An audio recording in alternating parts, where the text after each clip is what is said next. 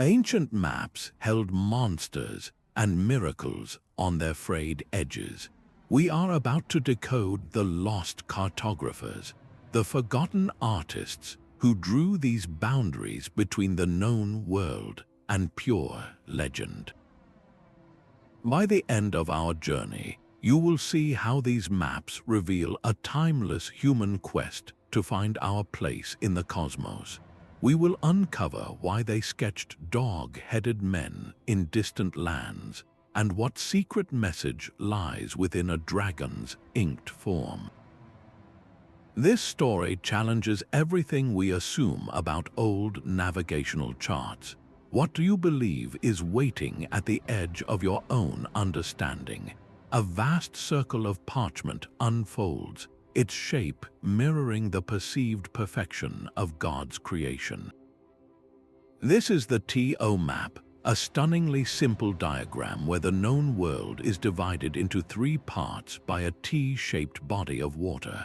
Asia crowns the top half, with Europe and Africa occupying the lower quarters, and at the very heart of it all sits Jerusalem. This was not a chart for navigation, but a sermon in ink and vellum. The edges of this world were not empty, they teemed with purpose, illustrating everything from the anticipated location of the earthly paradise to the monstrous races described by ancient authors. These were not errors of measurement but deliberate theological statements. As the historian J.B. Harley observed, maps are a way of conceiving, articulating, and structuring the human world. The Mappa Mundi structured a world where faith was the ultimate reality, and geography was its handmaiden. Every strange creature sketched in the margins, every river flowing from paradise, served to educate the viewer about the grand narrative of sin and salvation. They were tools for moral instruction, meant to inspire both awe and piety. Their purpose was to answer the deepest questions of existence, not to plot a trade route. This symbolic function extended into the very fabric of society. These maps were displayed in cathedrals and monasteries, acting as a visual Bible for an often illiterate populace. They reinforced a cosmic order, a hierarchy with heaven above and the divine plan enacted below. So what other purposes did these symbolic landscapes serve beyond the purely practical? They were instruments of power, defining a spiritual territory for the church. They were works of art, capturing the medieval imagination in vibrant color. And perhaps most profoundly, they were anchors for identity, showing every individual their specific, God-given place within a vast and mysterious cosmos. This monk at his desk was not merely copying coastlines. He was a myth weaver, stitching together threads of hard-won observation with the shimmering fabric of legend. His quill moved from a Roman geographer's coordinate to an ancient naturalist's account of dog-headed men in a single breath. For these lost cartographers, the distinction between a traveler's testimony and a theological truth was often non-existent. The vast white spaces on their parchments were not empty. They were voids begging to be filled with meaning, and the most compelling information frequently came from scripture, epic poetry, and the whispered stories of returning merchants. So they synthesized everything, creating a cohesive vision of the world that made sense to them and their patrons. A map that placed the earthly paradise at the eastern edge was not a navigational error. It was a declaration that the physical world had a sacred origin point. A chart marking the Pillars of Hercules in the west was a philosophical statement about the ultimate boundaries of human endeavor, beyond which only God or monsters could dwell. Their work was a direct reflection of the collective consciousness of their era, illustrating both its soaring hopes and its deepest anxieties about the unknown. The personal faith and education of the cartographer became the very lens through which the world was drawn. A monk trained in a specific theological tradition would inevitably emphasize certain biblical sites and legends. A scholar more versed in classical texts might populate Africa with the strange races described by Herodotus. Their beliefs did not corrupt the maps. They were the maps shaping a reality where spiritual truth and physical geography were inseparable. The legacy they left behind is a profound reminder that every map, even our modern digital ones, is a story told by its creator. It is a narrative about what is important, what is safe, and what wonders or terrors we believe lie just beyond the edge. Herodotus filled his histories with a world far stranger than any fiction. He spoke of a distant northern land where one-eyed Arimaspians battled griffins for gold, and of Indian deserts where fox-sized ants burrowed for precious dust. For centuries, mapmakers treated these accounts not as mere fables, but as vital geographical reports.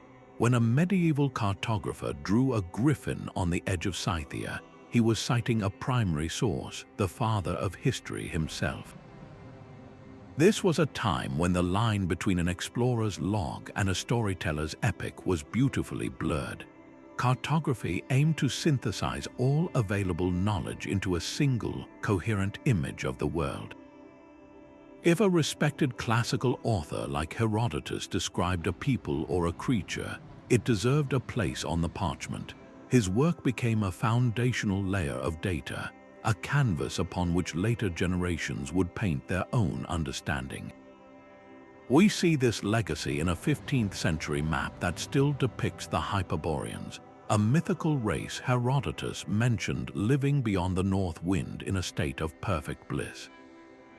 The cartographer was not being naive, he was being thorough, compiling every piece of information from the most respected authorities of the ancient world. This established a powerful precedent. The unknown was not to be left blank. It was to be populated with the wonders and warnings of classical tradition, a practice that would shape mapmaking for 1,000 years. But one text would eventually eclipse even Herodotus in its influence over the medieval mind, a book so comprehensive it became the ultimate authority on the edges of the world. Pliny the Elder's natural history was a cartographic gospel, its 37 volumes offering an entire world in a single work. Compiled in the 1st century, this monumental text claimed to cover everything from the nature of the cosmos to the specific creatures dwelling at the very edges of the earth. For a medieval mapmaker, it was an irresistible treasure trove. Pliny's authority was so immense that his descriptions of the Cyapod, a man who used his single giant foot for shade, or the Blemii, a tribe with faces on their chests, were not questioned as fantasy. They were recorded as factual accounts of distant peoples, and thus they earned their place on the map. The cartographer's role became one of translation, turning dense Latin prose into vivid, inked illustrations that gave these beings a home. A map of Ethiopia was not complete without the dog-headed cynosfolly that Pliny had documented. A chart of India felt lacking without the Ostomi, who sustained themselves on the scent of apples and flowers. These were not random doodles in the margins, they were carefully placed geographical markers based on the most comprehensive scientific encyclopedia the classical world had ever produced. The longevity of this practice is staggering. For over 1,000 years, these Plinian races migrated from one parchment to the next, their forms becoming standardized through endless copying. A 15th century world map, drawn over 1,400 years after Pliny's time, might still faithfully depict the same monstrous inhabitants in the same remote locations. This was not a sign of intellectual stagnation, but a testament to the enduring power of textual authority. The map was a synthesis of all known knowledge, and to omit a creature described by Pliny would be to create an incomplete and therefore inaccurate picture of the world. How did such a rigid classical framework begin to bend and eventually break? The answer lies not in a single discovery, but in a slow, gathering tide of new voices. As merchants and missionaries returned from actual journeys to the East, their first-hand accounts began to challenge the ancient texts. They spoke of lands rich with real cultures and complex societies, not the monstrous men of legend. The authority of the eyewitness slowly started to erode the authority of the ancient author, setting the stage for a collision between inherited tradition and emerging reality. A dog-headed man stares out from the edge of a 15th-century map, his gaze both alien and intentional. He is a Sinos folly, and his home is not a random blank space but the specific, distant land of India. Nearby, a figure wraps himself in the vast folds of his own ears, a panotti seeking shelter from a wind we cannot feel.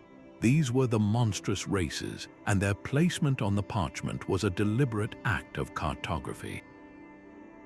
They populated the absolute periphery, the fringes of Africa, the unmapped islands of the Atlantic, the furthest extremes of Asia. Why concentrate all this strangeness at the borders?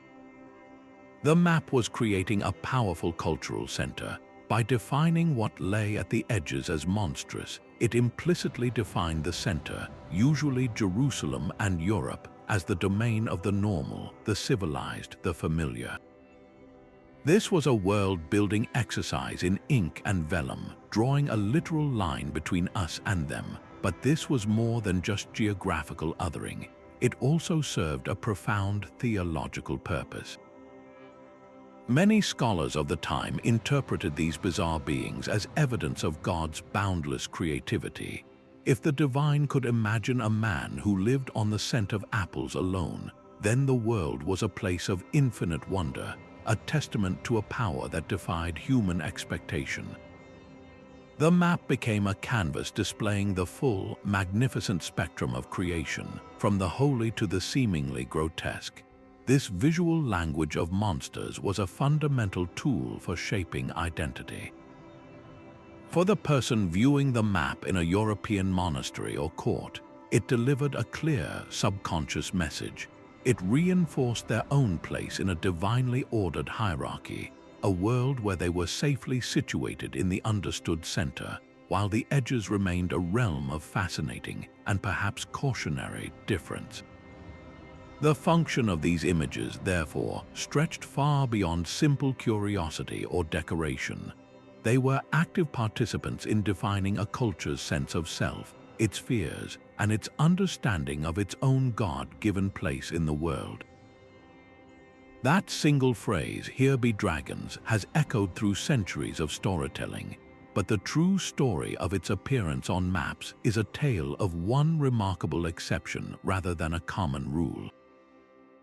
The most famous instance, the Latin words "Hcsvinti dracones," meaning "here are dragons," is found on only one significant surviving object, the Lennox globe from the early 1500s. This small copper globe places the ominous inscription near the coast of East Asia, a region still shrouded in mystery for European cartographers of the era. Its rarity suggests that writing such a direct warning was the exception, not the standard practice. So why has this idea become so deeply embedded in our culture? The phrase perfectly captures the romantic spirit we now attach to the age of exploration. It speaks to our own fascination with a time when the world still held blank spaces ripe for legend. More often than not, mapmakers conveyed danger through powerful illustrations, not text. A coiled sea serpent emerging from the waves did not need a caption. A ship being dragged into a swirling whirlpool told its own terrifying story. These images were a universal language of peril, understood by anyone who looked upon them. The power of the Here be dragons myth lies in its beautiful simplicity. It represents the fundamental human urge to project our deepest anxieties onto the unknown. We fill voids not just with monsters, but with our own fears of the unpredictable and the uncontrollable. The real cartographic monsters were often these subtle, symbolic guardians of the frontier.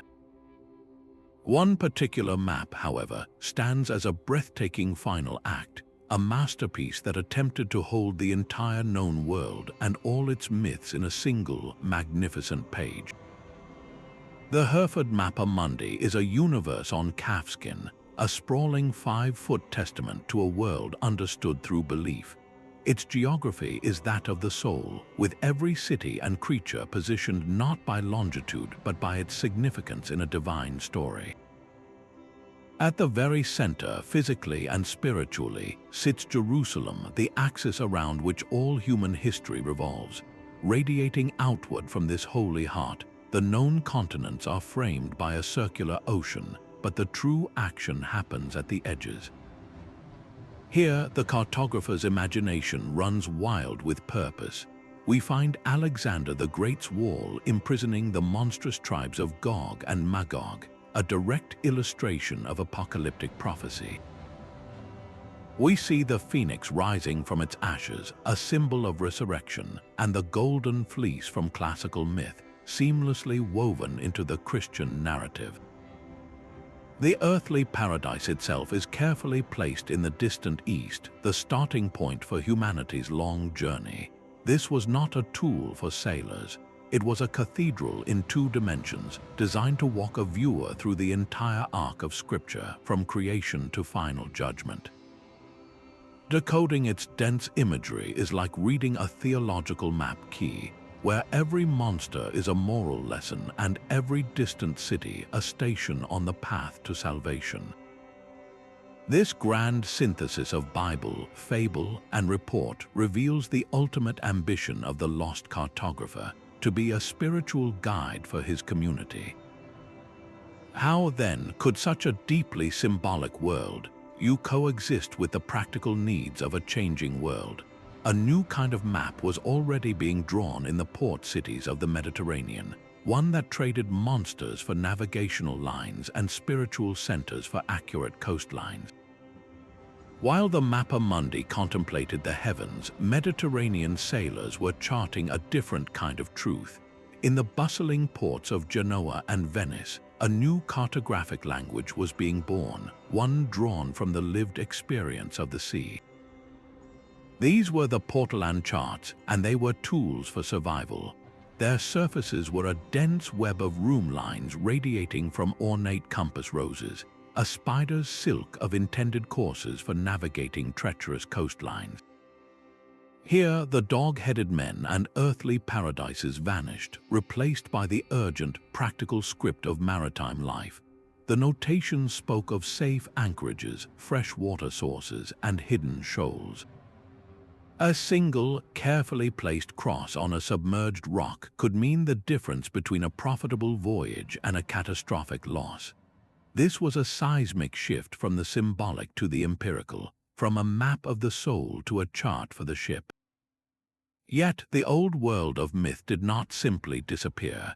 In the white spaces beyond the carefully inked coasts, the lingering whispers of sailors' lore sometimes found a home. An uncharted island might still bear the sketch of a sea serpent, a warning passed down through generations of those who braved the deep. The Portolan chart and the Mappa Mundi existed in parallel, reflecting a world perfectly balanced between the hard-won knowledge of the waves and the enduring power of inherited belief.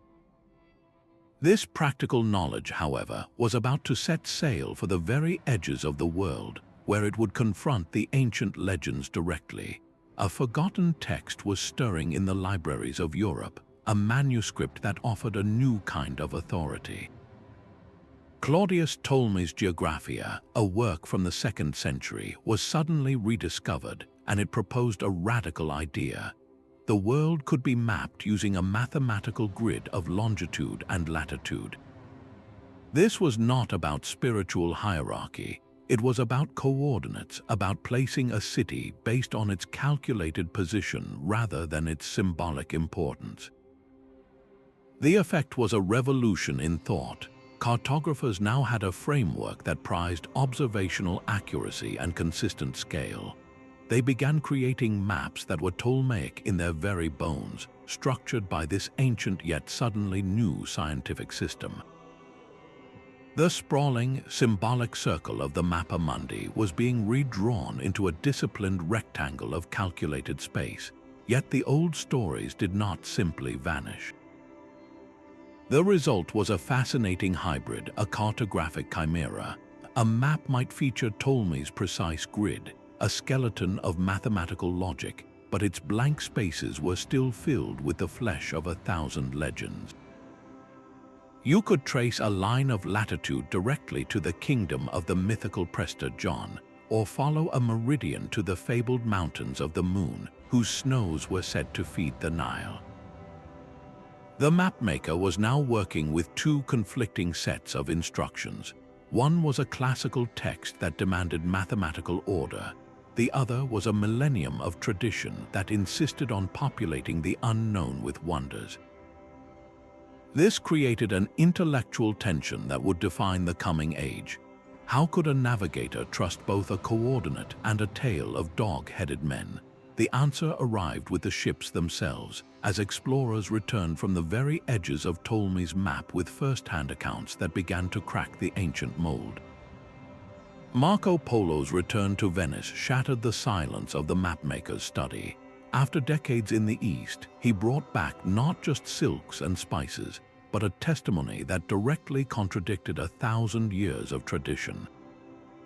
His detailed chronicle, later known as the Travels of Marco Polo, described the immense cities and sophisticated cultures of Cathay with the precision of a merchant's ledger. Yet his most disruptive observations were about what he did not find. He reported no dog-headed men, no tribes with faces on their chests, no giants using a single foot for shade. The monstrous races that had populated the edges of every respected map simply were not there. For the first time, a credible eyewitness was fact-checking the classical authorities, and the ancient texts were failing the test. This created an intellectual crisis for the cartographer at his desk. He now held two conflicting sources of truth. In one hand was the venerated work of Pliny, an unchallenged scientific authority for centuries. In the other was the fresh, first-hand account of a traveler who had actually walked the lands in question. Which one did he trust? The initial reaction was often disbelief. Many dismissed Polo's stories as fantastical exaggerations, labeling his book The Million Lies for its descriptions of vast wealth and black stones that burned. But the seed of doubt had been planted. A slow and reluctant process of revision began. A mapmaker might still draw a Sinos folly in the space labeled India, but perhaps he would add a subtle question mark or shift the creature further into a truly blank space beyond the regions Polo had described. The power was shifting from the scholar's library to the explorer's ship. Marco Polo's narrative did not erase the mythical creatures overnight, but it introduced a powerful new standard of evidence. The authority of the eyewitness, the voice of empirical observation, began to steadily erode the authority of the ancient text. Cartography was becoming a conversation between the past and the present was starting to speak with a louder, more compelling voice. The edges of the world were no longer just a philosophical concept to be filled with legend. They were becoming a destination, and the ones drawing them were now the explorers who dared to sail toward the horizon. The quiet halls of Yale University became the stage for a cartographic bombshell in the 1960s. A mysterious map surfaced, seemingly drawn in the 15th century, but it depicted a landmass west of Greenland labeled Vinland. This was a staggering claim, suggesting Norse explorers had not only reached North America, but had their discovery recorded on a European map long before Columbus. The Vinland map promised to tear up the history books, placing a lost cartographer at the very dawn of New World knowledge. Its arrival was met with a mixture of awe and immediate suspicion. The map felt almost too perfect, a missing link that historians had only dreamed of finding. If it were genuine, it would be a geographical Rosetta Stone, proving the transmission of transatlantic knowledge in an age we assumed was defined by its horizons. The allure of such a document was irresistible, a siren song for scholars and the public alike. We so wanted it to be real, yet the map itself was strangely silent about its own origins, and that silence would soon grow deafening. The quest to authenticate it became a detective story spanning decades, pulling in experts from the fields of chemistry, physics, and medieval history. They subjected the parchment and ink to the most rigorous scientific scrutiny of the age, and the results began to chip away at the beautiful narrative. The most damning evidence came from the ink. Advanced analysis revealed the presence of a synthetic compound, anatase titanium dioxide, in a form that was not commercially produced until the 1920s. It was as if a photograph from the American Civil War contained a plastic water bottle in the background. The evidence pointed overwhelmingly toward a brilliant, deliberate forgery, a modern creation designed to exploit our deep desire to connect with a lost past. The debate, however, has never fully been settled. Proponents of the map's authenticity offer counter-arguments about medieval ink recipes and the potential for contamination. This lingering controversy is itself a powerful testament. It shows that the power of a map is not solely in its accuracy, but in the story it tells us about ourselves. The Vinland Map, whether a medieval relic or a modern fake, reveals our enduring need to find these lost cartographers, to hold a tangible piece of a forgotten world. It forces us to confront how our own hopes can shape our interpretation of history. This modern saga proves that the edges of our understanding are still being drawn, and the decoding of ancient maps remains a living, often contentious science. What other genuine discoveries have quietly reshaped the atlas of human history without such fanfare or doubt? In the shadows of a Lisbon palace, a man named Alberto Cantino committed an act of high-stakes theft. His prize was not gold or jewels, but a single sheet of parchment, the Cantino Planisphere. As an agent for the Duke of Ferrara, his mission was to steal Portugal's most valuable state secret, their master chart of the world. This was not merely a map, it was a living document, a crystallized moment where the medieval imagination was colliding with hard, empirical data. Its coastlines were redrawn with stunning new details from voyages like those of Pedro Alves Cabral, who had officially claimed Brazil for Portugal just 2 years earlier. Here was the bulge of Africa, the shape of India, rendered with a precision that would have been unthinkable a generation before. This was the new currency of power, and kingdoms were willing to spy and to pay fortunes to possess it. The lost cartographer was no longer a monk in a quiet scriptorium. He was a tool of the state, and his work was an instrument of empire. Yet, look closely at the vast blue expanse of the Atlantic. There, floating in the ocean west of Spain, sits the phantom island of Antalya. For centuries, this mythical land had been a cartographic fixture, a place of refuge and legend. The map's creator, armed with the latest knowledge, could not bring himself to erase it. The Cantino Planisphere is a portrait of a mind caught between two worlds. It trusts the navigator's log for the coast of Brazil, but it still clings to the sailor's story for the middle of the ocean. This duality reveals a profound human truth. Even as we map the world with scientific rigor, we leave spaces for our comforting myths, for the legends that give the unknown a familiar shape. The act of smuggling this map underscores a seismic shift. Geographic knowledge was now recognized as a direct source of national wealth and strategic advantage. The edges of the world were no longer just philosophical boundaries. They were the future frontiers of commerce, and the cartographers who could draw them accurately held the key to untold power. We often picture the medieval mapmaker as a man terrified of a flat earth, convinced that any voyage too far might send a ship tumbling into the void. This is perhaps the greatest cartographic myth of all. The educated world from antiquity through the Middle Ages understood our planet to be a sphere. The flat disk of the Mappa Mundi was never intended as a literal depiction of cosmology. It was a deliberate symbolic choice, a spiritual diagram that used a simple, comprehensible circle to represent a complex, round world for a specific purpose. Think of it like a modern subway map. The lines are not literal, twisting tracks, but simplified pathways designed to get you where you need to go. The Mappa Mundi was a subway map for the soul, guiding the viewer through a landscape of faith, not plotting a physical journey across a curved globe. Texts from this era are filled with references to the Earth's roundness.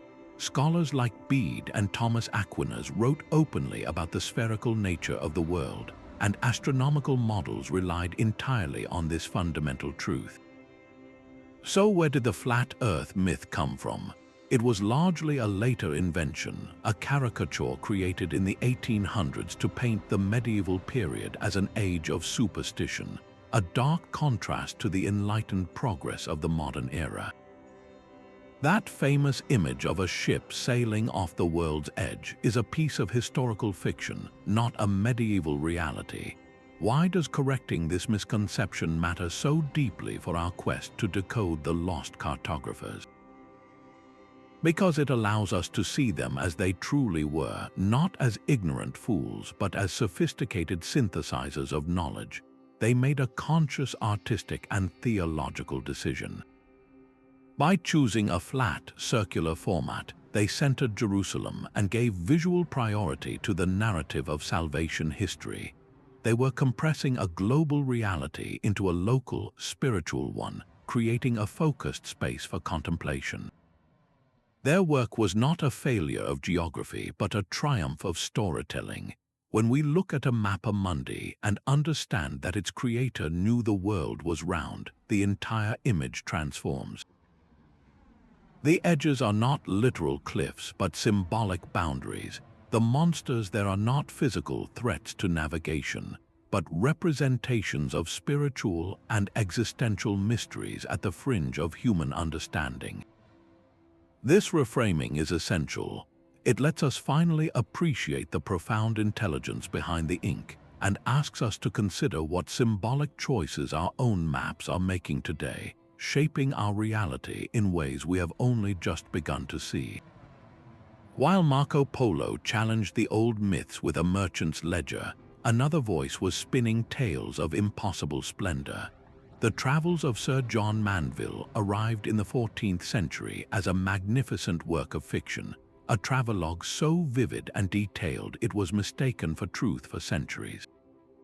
Its author was almost certainly a compiler who never ventured beyond a European library, yet he described a world that glittered with marvels. He wrote of pygmies battling cranes, of valleys filled with precious stones, and of a river of stones that flowed in a hard, rattling stream. This was not a skeptical report. It was a feast for the imagination, and the public devoured it. The lost cartographer, sitting at his desk with both Mandeville and Marco Polo before him, now faced a stark choice between two conflicting authorities. One offered dry, verifiable facts. The other promised a world remade as legend. In many cases, the legend won. The influence of Mandeville's fantastical accounts seeped directly into the lines of prestigious world maps. The magnificent Catalan Atlas, a masterpiece of medieval cartography, places the river of stones exactly as Mandeville described it, a clear case of pure fantasy being granted a permanent home on parchment. This was not an error in judgment. It was a deliberate editorial decision reflecting a deep and enduring cultural desire. The audience for these maps, from wealthy patrons to curious scholars, craved wonder as much as they needed waypoints. They wanted a world that still held mystery, a cosmos where God's creativity was not bound by the mundane accounts of merchants. The cartographer, in serving this appetite, became a curator of dreams. He understood that a map was not just a functional object, it was a portal to the extraordinary, and Sir John Mandeville provided the key. This reveals a profound truth about the human relationship with the unknown. We do not only seek to conquer it with facts, we also long to be enchanted by it. The cartographer's pen was thus guided by two masters, the rigorous logician measuring the coast and the storyteller who knew that some voids are better filled with diamonds and serpents than with empty, silent space. That great serpent wrapped around a ship is not just a monster. It is a storm given form, a visualization of the ocean's sudden and crushing power.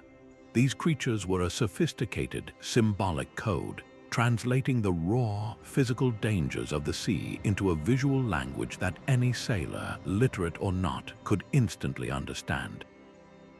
A whale spouting water might be drawn as a fearsome island beast, a direct warning about the peril of mistaking a living creature for safe land and grounding the vessel.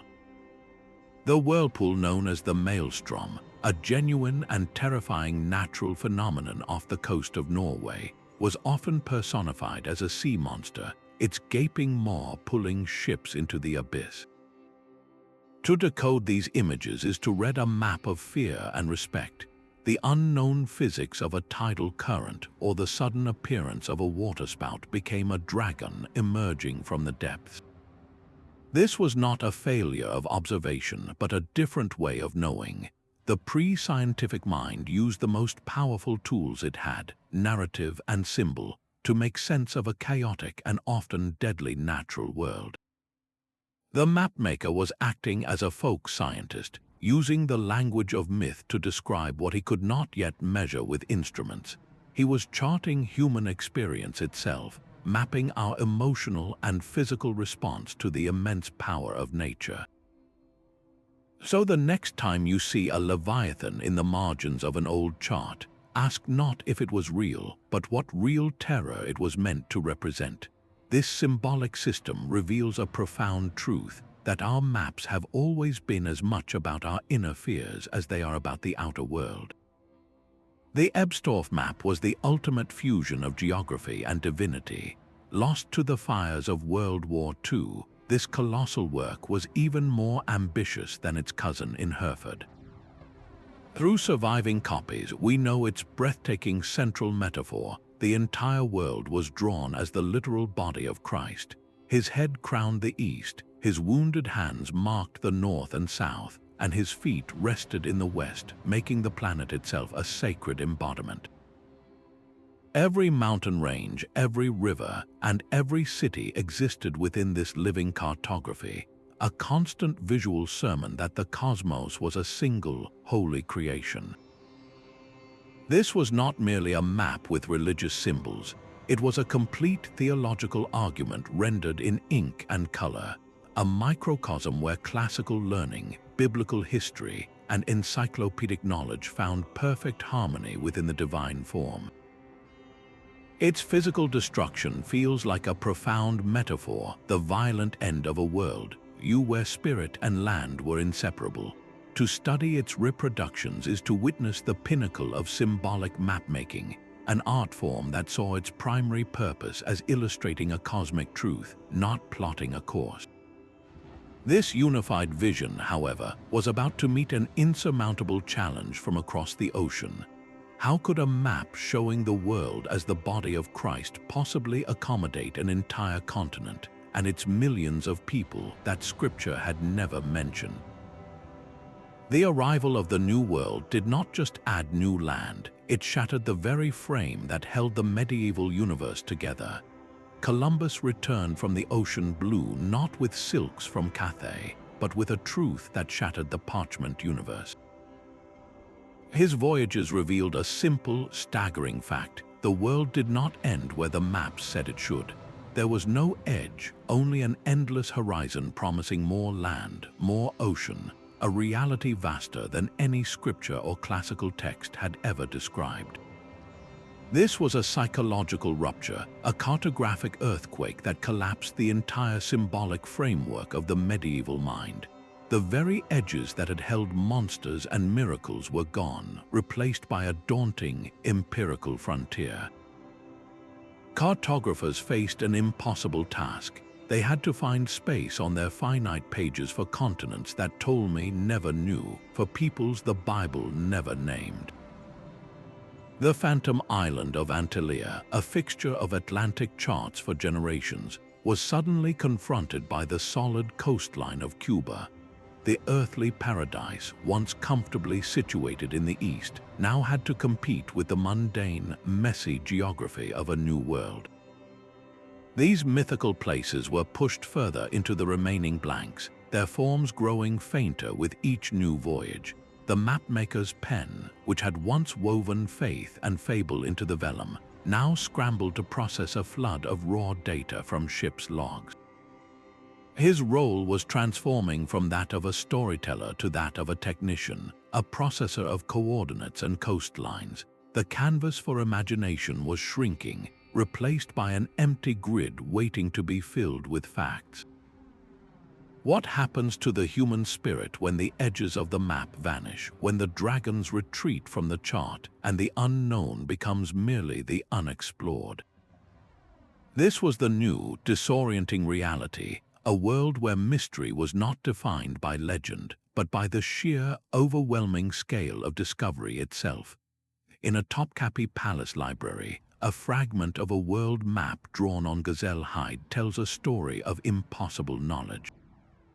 Crafted in 1513 by the Ottoman admiral and cartographer Piri Reis, this artifact depicts the Atlantic with a startling familiarity, from the coast of Brazil to the western bulge of Africa.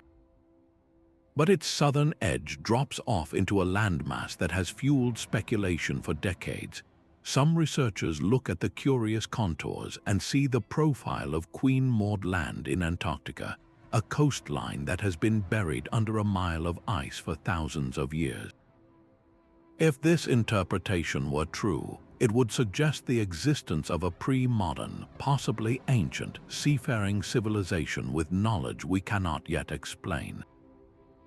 Mainstream scholarship offers a more grounded, yet equally fascinating explanation. Historians of cartography point out that Piri Reis himself wrote extensive notes on the map's margins, explaining that he compiled it from a mosaic of source materials. He cited no fewer than 20 different charts, including Portuguese maps of the New World, Arabic guides, and even what he claimed were charts dating back to the time of Alexander the Great. The mysterious southern land is far more likely a composite error, a cartographer's best attempt at connecting the dots between the newly discovered coast of South America and the long-held classical belief in a great southern continent needed to balance the world. Features were stretched, distorted, and pieced together from conflicting reports, a common practice in an age of synthesis. The true power of the Piri Reis map lies not in a hypothetical Ice Age survey, but in its tangible proof of a global conversation. It is a physical snapshot of knowledge flowing across cultural and political boundaries, from Portuguese navigators to Arab scholars to an Ottoman admiral. This single skin of parchment embodies a world interconnected by trade routes and the shared human hunger to chart the unknown. It challenges our modern tendency to compartmentalize history into separate, isolated civilizations. Here, in vivid ink, is the evidence that geographic discovery was a collective, if often competitive, human enterprise. The enduring mystery surrounding its southern edge speaks to a deeper need in us. We are captivated by the possibility that a single line on an old map could be a message in a bottle from a lost world, a secret that rewrites our entire timeline. The Piri Reis map holds up a mirror to our own desires, asking how much we are truly willing to see the past as it was, and how much we need it to be a repository for our own sense of wonder. What other maps quietly waiting in archives might hold similar keys to a forgotten global exchange of knowledge? Long before the grid of longitude and latitude, a different kind of order was imposed upon the Earth. The world was understood as a series of horizontal bands, a zonal map descending from the frozen cap of the north to the burning belt of the equator and back to the southern ice. This was the system of climes inherited from the Greeks and embraced for centuries. It was a powerful idea, one that did more than just describe temperature. It explained the very character of life itself. The two temperate zones where Europe and the better parts of Asia lay were considered perfectly balanced, the natural cradle for civilization and rational thought. But as one moved toward the poles or the equator, the environment grew extreme, and so too, it was believed, did its inhabitants. The scorching heat of the torrid zone or the perpetual chill of the frigid zones were thought to produce beings that were deformed, monstrous, or simply alien to the balanced nature of the temperate world. This was not mere superstition. It was a form of early environmental science, a logical system that used climate to explain the staggering diversity of life and culture reported by travelers. It provided a perfect, rational justification for the cartographer's pen. When he placed the one-footed cyapod in the intense heat of India or the pale, ghost-like peoples in the far north, he was not inventing fantasy. He was following a respected geographical theory that linked a people's very essence to the sun's angle and the air's temperature. This zonal logic gave the map an internal consistency that was both elegant and reassuring. It imposed a predictable structure onto what would otherwise be a chaotic jumble of strange reports and even stranger creatures. The world, in this view, was not random. It was a system, and every monster had its proper place, defined by the climate that bred it. This framework reveals a deep human impulse to find patterns, to create a world that makes sense according to the rules of the day. How many of our own modern maps, with their clear-cut borders and color-coded nations, are still quietly telling a similar story about the people who live within them? Terra Incognita was not an admission of failure, it was a declaration of possibility.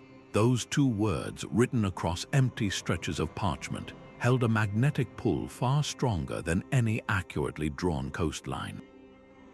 The lost cartographers understood a profound truth about the human psyche, that the unknown, when framed as a question, becomes an irresistible call. A blank space labeled simply as unknown land might be ignored, but a blank space whispering of cities of gold or a fountain that grants eternal life. That space could launch 1,000 ships. These maps were not passive records, they were active participants in shaping destiny. By weaving a single, tantalizing thread of myth into the factual fabric of their charts, these artists stitched a dream directly into the mind of a king or a merchant banker. The promise of wealth and wonder beyond the horizon justified the immense risk, the vast expense, and the years of hardship at sea.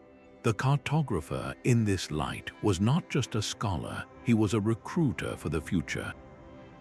His art fueled the ambitions of monarchs like Isabella of Castile and Henry the Navigator, who funded expeditions not merely to find new trade routes, but to lay claim to the legends themselves. The dream of Prester John's Christian kingdom in the East, a myth carefully plotted on countless maps, drove generations of explorers to seek an alliance that would never materialize. The fantasy directly shaped real-world politics and poured real treasure into the construction of real ships. This is the beautiful, self-consuming irony at the heart of their work. The very mysteries they so artfully embedded in their vellum canvases became the catalyst for their own destruction. Each returning caravel brought back not a giant or a griffin, but a new, hard-won fact, a coordinate that slowly but surely pushed the dragons further into retreat. The mapmaker's greatest creation was not a single map, but the unquenchable desire to venture beyond its edges. Their legacy is the modern world, a world whose shape we know precisely because they once dared to fill the void with glorious, inspiring lies.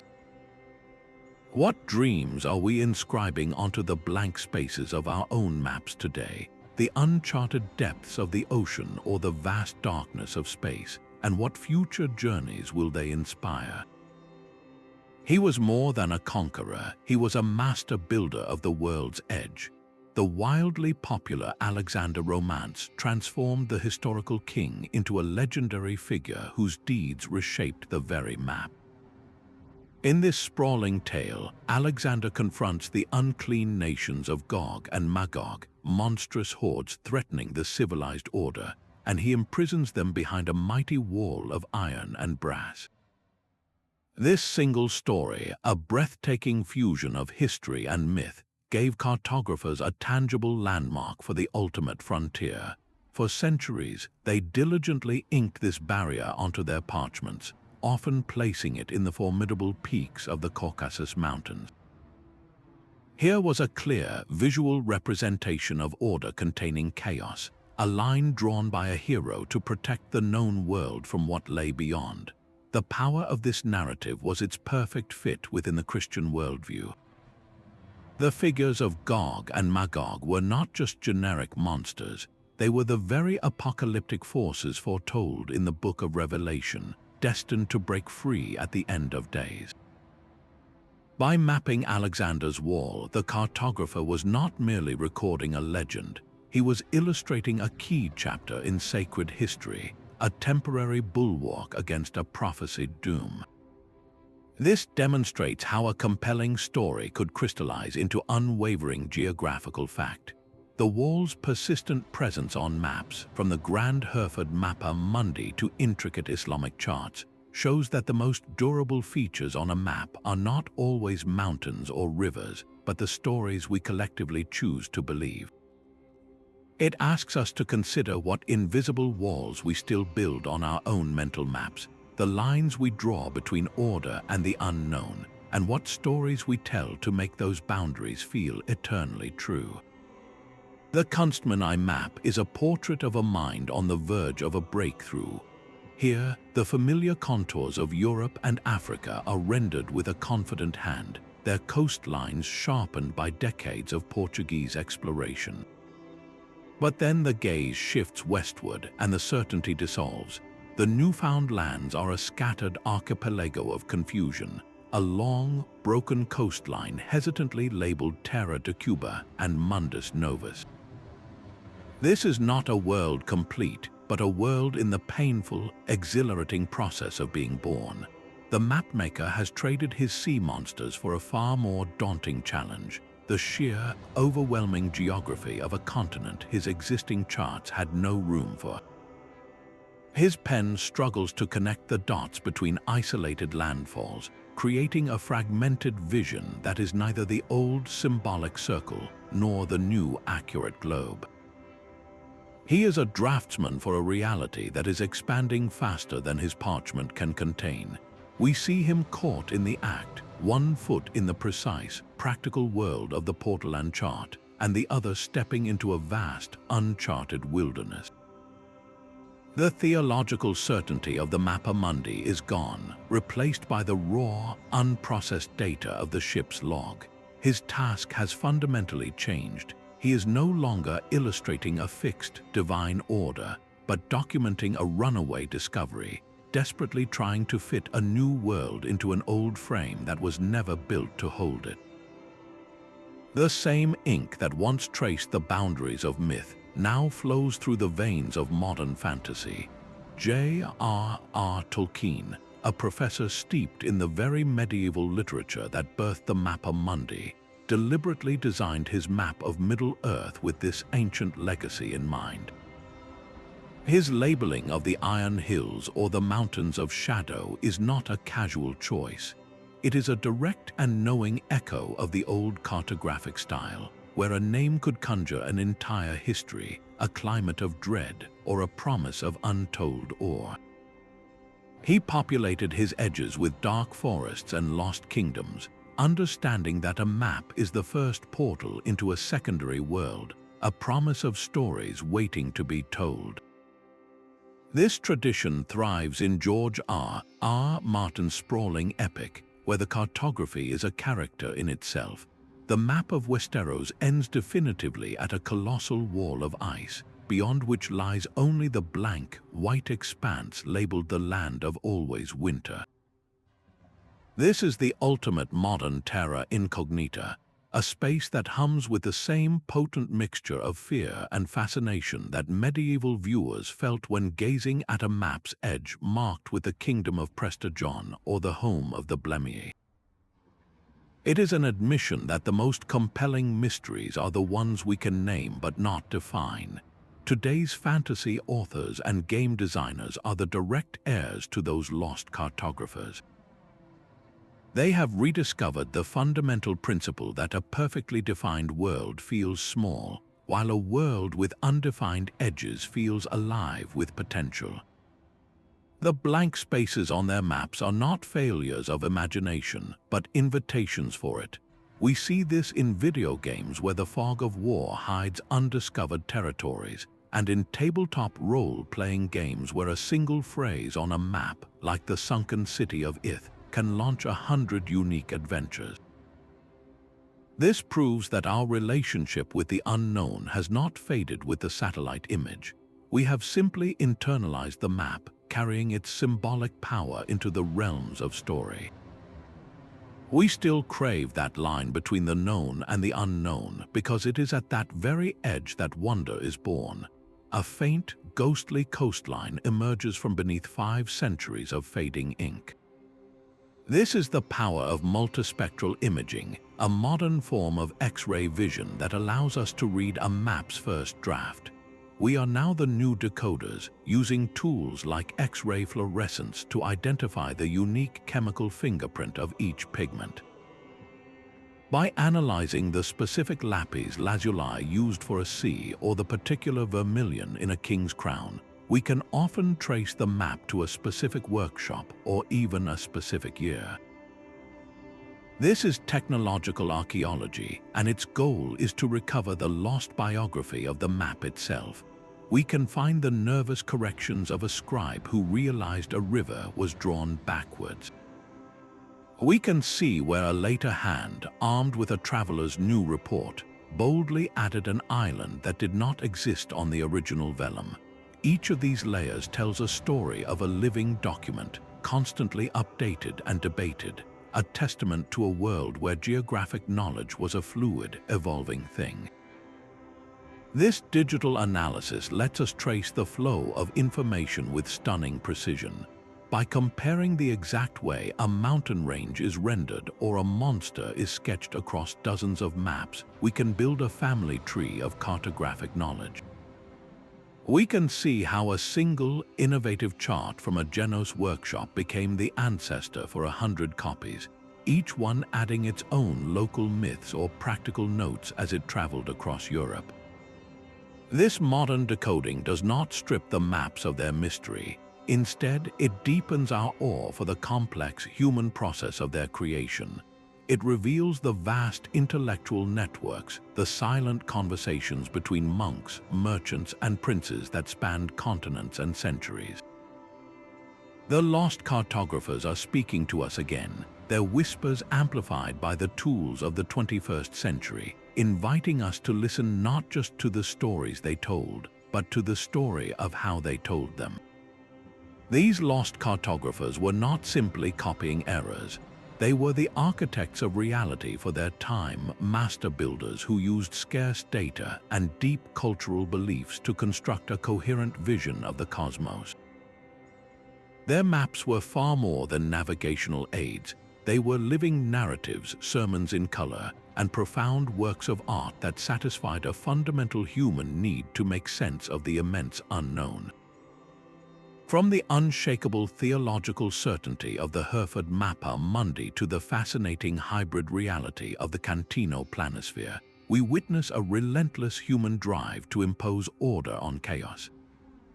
Each line inked onto the vellum was a statement of belief, a declaration that the world, in all its mystery, could be understood and contained within a single frame.